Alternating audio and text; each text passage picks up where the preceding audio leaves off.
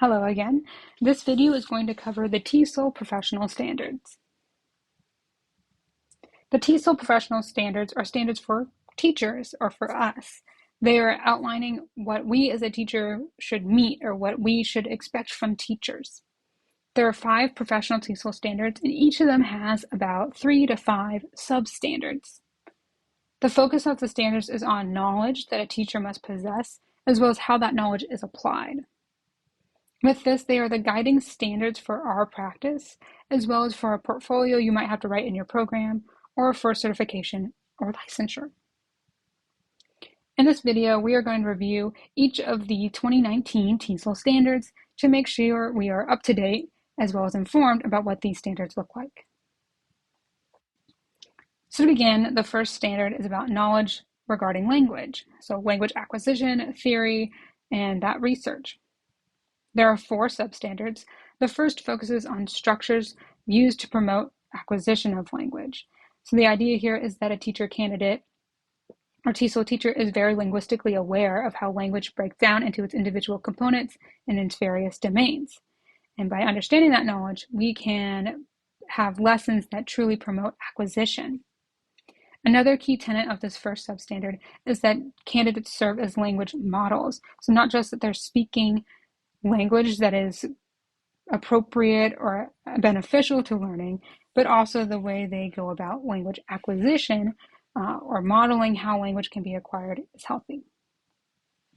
Second one is about knowledge of theories and how that is used to set expectations. So knowing what is reasonable progress for a student or what the next step is in their learning. The third is about language processes or interlanguage and how this can be used to facilitate and monitor language development. So very similar to 1B in that you understand that certain mistakes happen or certain growth has a certain progression, but that is informed by knowledge of interlanguage. The last one is about language functions and how they can be used to promote achievement. So the idea that language has a purpose, not just grammar we memorize. So if we teach the functions, students can be more successful beyond the classroom or beyond the language classroom. Standard 2 is about the sociocultural context or the knowledge of students beyond language. There are 5 of these. The first one is about how just sociocultural context influences education, that these factors impact how a student performs. The second is an approach to diversity and equity or an understanding of culture theory and how we can use that to promote academic and social learning. Next is the idea that we focus on academic characteristics of a learner to develop our lessons.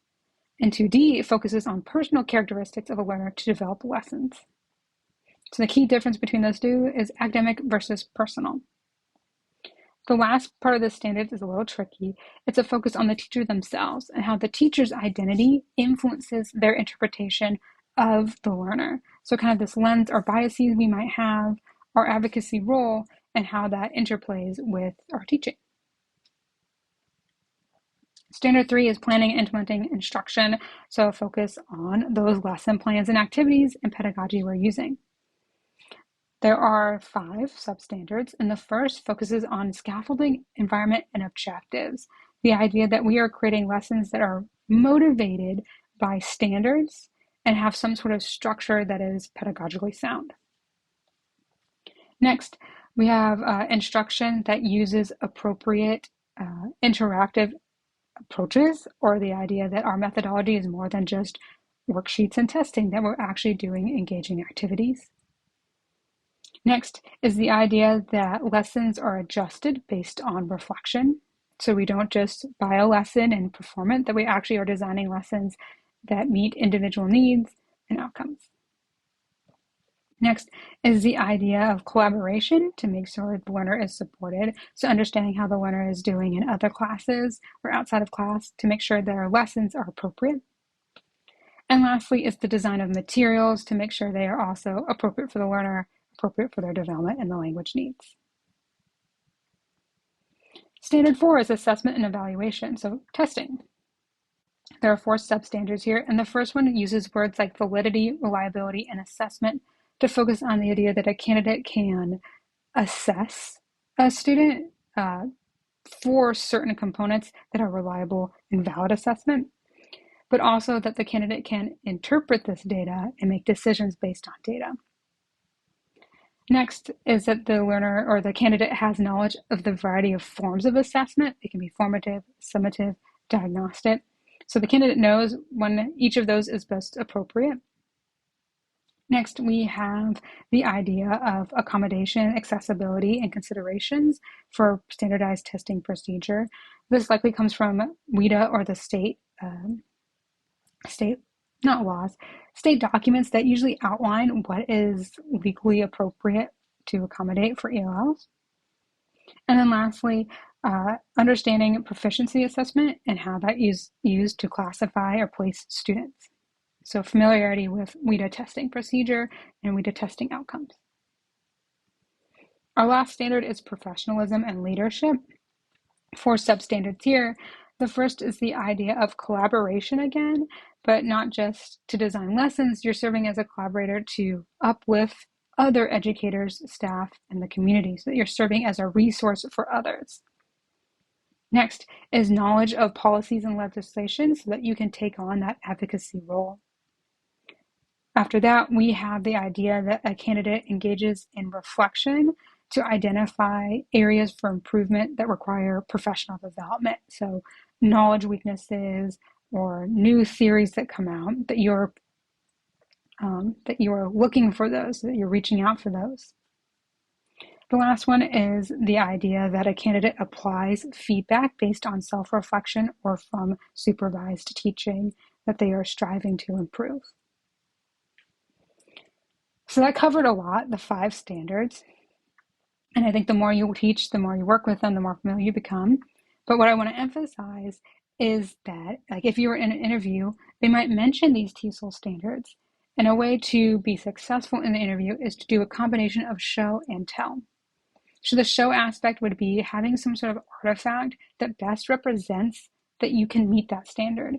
So artifacts could include lesson plans, assessments, journals for reflection, materials you've made, research projects, presentations you completed, or even conferences you've attended.